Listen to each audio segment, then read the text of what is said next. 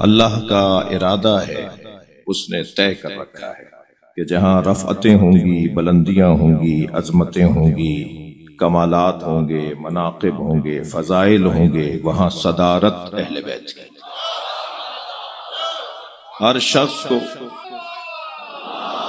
اللہم صل علی محمد وعلی محمد، ہر شخص کو فطرتاً جبلتاً، ہر شخص کو عقلاً اس دروازے پر آنا ہے۔ جو لوگ آج آ چکے ہیں انہیں مبارک ہو، اور جو کل آئیں گے ان کا انتظار ہے، مگر بالآخر سب کو یہاں آنا ہے۔ میں اور آپ جس دروازے پر بیٹھے ہیں اس سے اچھا دروازہ نہیں ہے۔ لوگ کہاں بیٹھے ہیں مجھے اس سے غرض نہیں، مگر ہم جہاں بیٹھے ہیں وہاں سے جنت کا رستہ بنتا ہے، ترقی کی راہیں کھلتی ہیں۔ سب سے بڑی دولت جو اس دروازے سے نصیب ہوتی ہے وہ دولت اطمینان قلب کی دولت ہے۔ 10 لاکھ 20 لاکھ روپے کی سیلری مگر ٹیبلٹ لے کے سوتا ہو، اور 100 روپے بچاتا ہو اور چین سے سوتا ہو، بتائیے کہ دولت مند کون ہے؟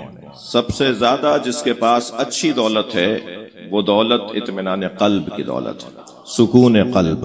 اور یہ جو سکون قلب ہے نا، اطمینان قلب، یقیناً اسی گھرانے سے نصیب ہوگا جو گھرانہ صاحبان نفس مطمئنہ کا گھرانہ۔ صلوات پڑھ لیں محمد و آل محمد۔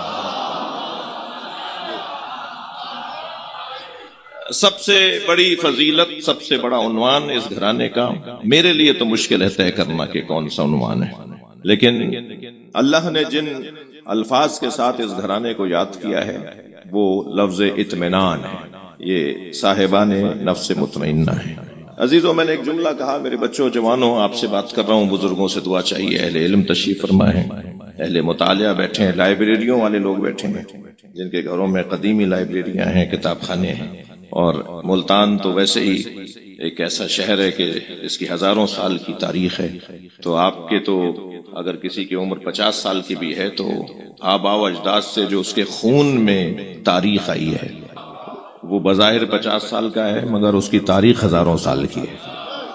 یہ جو جینیٹک کے مسائل ہیں نا، صلوات پڑھ لیں ذرا محمد و آل محمد،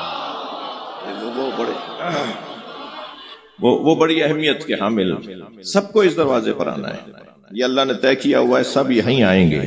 سورہ مبارکہ نساء کی ایک آیت کے لیے حجاج ابن یوسف کہنے لگا کہ اس آیت نے میری کمر توڑ دی۔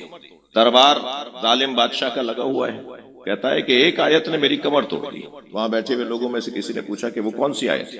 کہنے لگے یہ آیت وَإِن مِّنْ أَهْلِ الْكِتَابِ إِلَّا لِتُؤْمِنَنَّ بِهِ قَبْلَ مَوْتِهِ وَيَكُونَ عَلَيْهِمْ شَهِيدًا، کوئی اہل کتاب نہیں ہے مگر یہ کہ وہ مرنے سے پہلے مومن ہوگا، پھر اسے موت آئے گی اور اس کے مومن ہونے پر گواہی دی جائے گی۔ تو کہنے لگا یہ روزانہ یہودی، یہ روزانہ عیسائیوں کے مرنے کی خبر آتی ہے کہ فلاں محلے میں اور فلاں گاؤں میں اور فلاں قصبے میں اتنے فلاں یہودی کا انتقال ہو گیا، فلاں عیسائی کا انتقال ہو گیا، وہ تو مومن ہو کے نہیں مرتے، اور قرآن کہہ رہا ہے کہ اہل کتاب بغیر ایمان کے مریں گے نہیں۔ تو وہاں ایک شخصیت تشریف فرما تھی، اب آپ ذرا دیکھیے کتنا حساس دور تھا، دربار ایک ظالم بادشاہ کا ہے مگر نمائندگی وہاں اہل بیت کی ہے۔ اب وہ کتنے جگر والے لوگ تھے، کتنے حوصلے والے لوگ تھے کہ جن کا دل اہل بیت کے ساتھ تھا، مگر انہیں کبھی کبھی ایسے دربار میں بھی جانا پڑ جاتا تھا جہاں جانے کے بعد وہ اہل بیت کا پیغام پہنچاتے تھے۔ تو جب اس نے یہ کہا نا کہ اس آیت کو تو میں سمجھ ہی نہیں پا رہا، یہ تو لوگ روزانہ مر رہے ہیں اور مومن ہوئے بغیر مر رہے ہیں، تو ابن حوشب نامی وہاں ایک شخصیت تشریف، تو ابن حوشب نے کہا کہ امیر جان کی امان ہو تو کچھ کہوں؟ کہنے لگا امان ہے۔ کہ یہ آیت تو آخری زمانے کی آیت ہے جب حضرت مہدی ظہور فرمائیں گے اور ان کے پیچھے حضرت عیسیٰ نماز پڑھیں گے، تو دنیا کا کوئی یہودی اور عیسائی نہیں رہے گا جو مومن نہ ہو جائے۔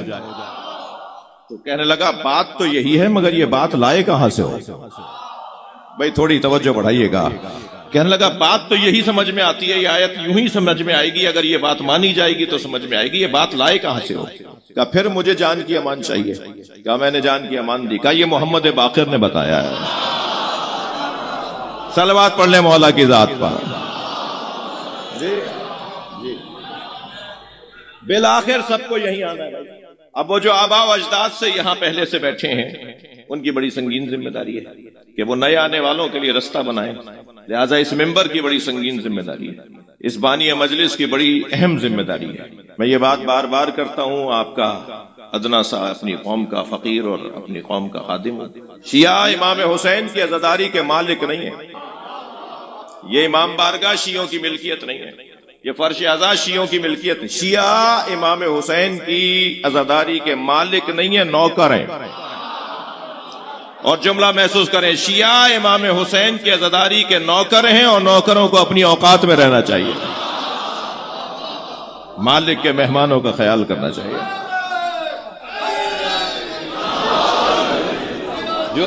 جو بھی اس دروازے پر آ رہا ہے وہ مالک میرے مولا حسین کا مہمان ہے.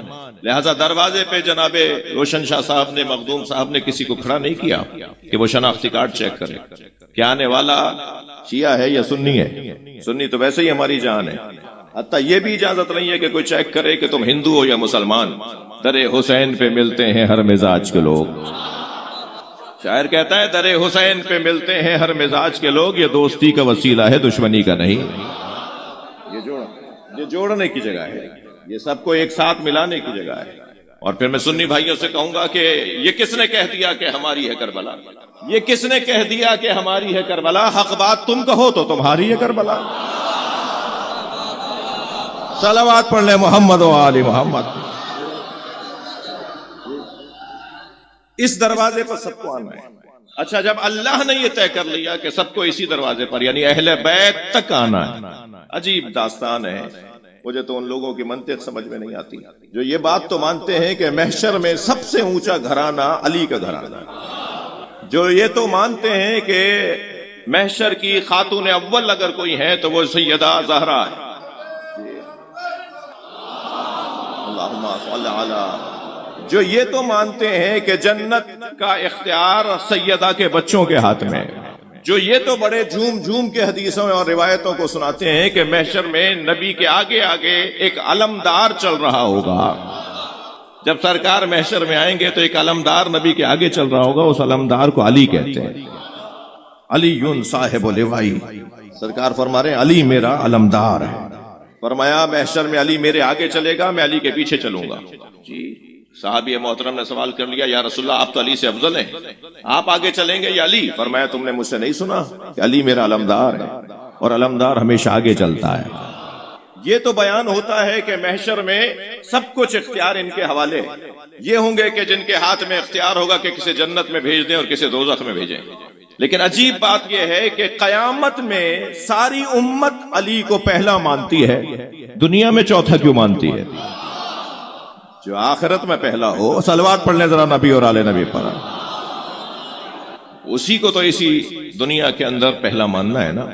تو آیت میں نے آپ کے سامنے جو پڑھی ہے، شعبان کا مہینہ ہے، بی بی کی مجلس چہلم ہے، مخدوم صاحب کی برسی ہے، گردیزی سادات میں اور بہت ساری رحلتیں اور مرحومین اس خاندان سے آبا و اجداد جڑے ہوئے ہیں. ان سب کی مغفرت کے لیے، آپ سب کے مرحومین کی مغفرت کے لیے اس مجلس میں دعا ہے.